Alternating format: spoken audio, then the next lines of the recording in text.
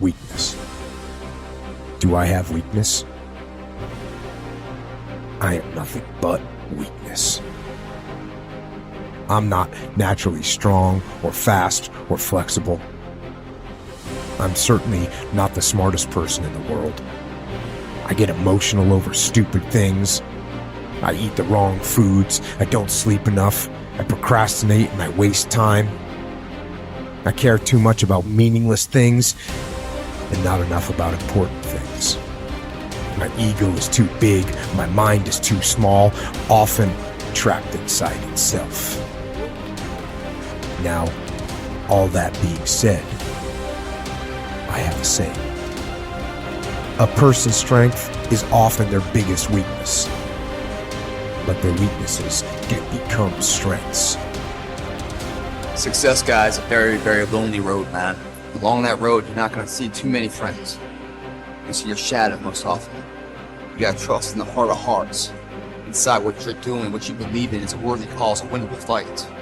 I wish I could tell you you're tired, go take a break. I wish I could tell you you're tired, rest for a year. I wish I could tell you that it's gonna get easier. I wish I could tell you it's gonna get easier. I wish I could tell you that if you just keep going, it's gonna get lighter. I dare you to take a stand today to say no more. I will no longer accept this for my life. I dare you to take action today. I dare you to write your goals down and get someone to hold you accountable. I dare you to hold yourself accountable. I dare you to give up everything that is keeping you from your dream, to say no to all the negative influences. I dare you to pick up a book instead of a drink. I dare you to work harder than you think you did yesterday. I dare you to prove them wrong. I dare you to prove yourself right.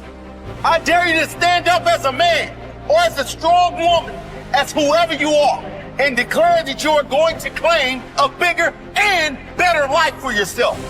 When you get to the point where enough is enough, when you get to the point where it hurt real bad, when you get to the point when it's over, when they're tired, when they're frustrated, when they're ready to give up, when they spent their last dime, that's when they get started. But what you cannot do is you cannot quit during the process. You cannot give up because it ain't what you see. You cannot give up. Pain is there to make you better. Without struggle, there can be no victory. And let me tell you, when you've been through pain, when you've fought for where you are, you ain't gonna let anyone take away what you got.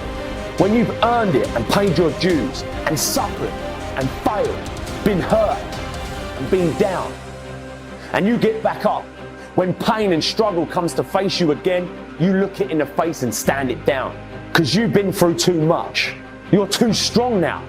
Everything that has happened to you up until this point has made you who you are. And it will continue to mold you into who you will be. How do you overcome the suffering of life? Is be a better person. That's how you do it. Well, that's hard. It takes responsibility. And I think, if you said to someone, you want to have a meaningful life? Everything you do matters. That's the definition of a meaningful life. But everything you do matters. You're going to have to carry that with you. Or do you want to just forget about the whole meaning thing and then you don't have any responsibility because who the hell cares? And you can wander through life doing whatever you want, gratifying impulsive desires for how useful that's going to be. And you're stuck in meaninglessness, but you don't have any responsibility. Which one do you want? Well, ask yourself, which one are you pursuing? And you'll find very rapidly that it isn't the majority of your soul that's pursuing the whole meaning thing, because, well, look what you have to do that. You have to take on the fact that life is suffering. You have to put yourself together in the face of that. It starts with yourself, man. You gotta start diving into those things that you're afraid of. You don't gain confidence by going to the spot that makes you feel good. It's gonna be a false reality. And the second life gives you that challenge, all you want to do is go back to what made you confidence, or what gave you confidence, is that happy spot. Now, what gives you confidence, what gave me confidence, was spending years at a kitchen table trying to learn how to read and write on my own, realizing I can't learn the way you learn. I can't, but I can learn. What gives you confidence, not being afraid, is overcoming the fear. I used to stutter severely bad. So right now, I don't know how many people are gonna watch this. You know what gives me confidence? Is knowing I no longer care if I sit and start stuttering again. That's what gives me confidence, is facing these things, overcoming them. And maybe not overcoming them every day, but facing them. And facing and facing. Pretty soon like this, oh man, this is where it's at. It's not in that comfort zone. It's in the discomfort zone is where my confidence is getting built. That's where it's getting built. But people want they want an easier answer. There has to be an easier way. It's not. I'm sorry. I searched for it my entire life. I did. I lied. I did everything. And I still felt empty. I walk around with a backpack with all my stuff with no car. And I walk around the happiest person in the world. Have nothing. Happy as hell. It's because I found out the whole key to life. It's not in all that. Have to face yourself. So many people live to be 100 years old and they die miserable, having everything, because they never examine. I call it my live autopsy. You never examine this. Happiness, peace, enlightenment, it's all up here, man. It's all up here. And when I start talking like this, people are, man, I don't know. It's the truth, man. It's all up here. You just got to be willing to go and face it. And that's the hard part. Attitude is a reflection, a result of a person's will. It is incalculably powerful. It can bring about marvelous results for us, but we need to train it patiently, day by day. Now let's talk about the attitudes of people who are successful.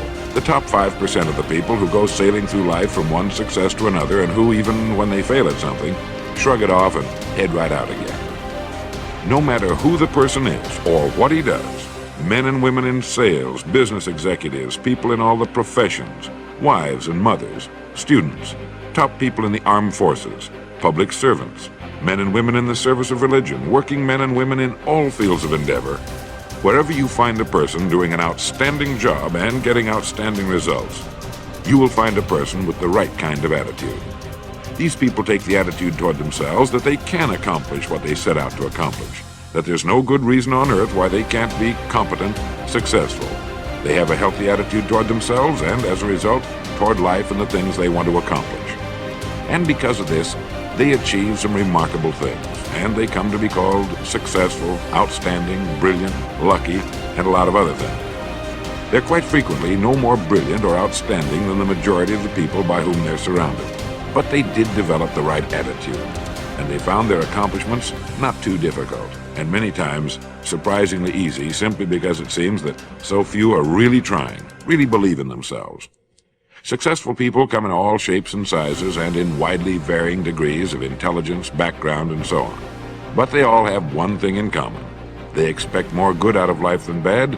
They expect to succeed more than they fail.